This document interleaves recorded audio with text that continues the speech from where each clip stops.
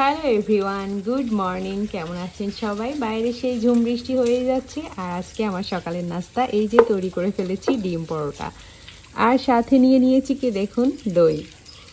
কালকে আমার হাজব্যান্ড রাতে আমার একটু দই খেতে ইচ্ছা করছিল, একটা কাপ দই নিয়ে আসতে বলছিলাম, ও নিয়ে এসেছে।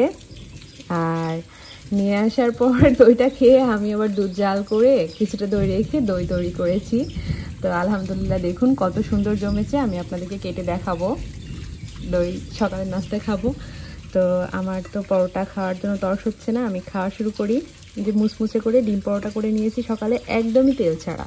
আপনারাও কিন্তু তেল ছাড়া এইভাবে পরোটা তৈরি করে খেতে পারেন, এটা স্বাস্থ্যের জন্য খুবই উপকারী।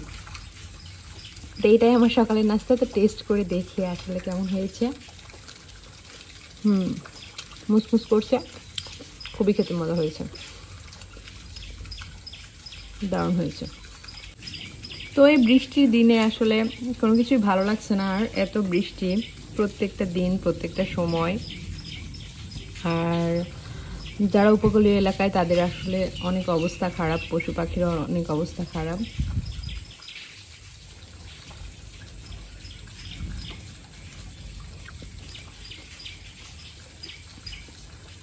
তেল ছাড়া ডিম পরোটা আজকে সকালের নাস্তা।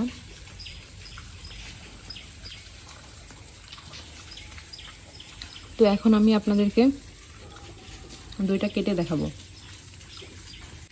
তো এই যে দেখুন দইটা কতটা সুন্দর জমেছে। মাত্র 20 টাকা 25 টাকা দামের যে কাপ দই, সেই কাপ দই থেকে আমি দই তৈরি করেছি।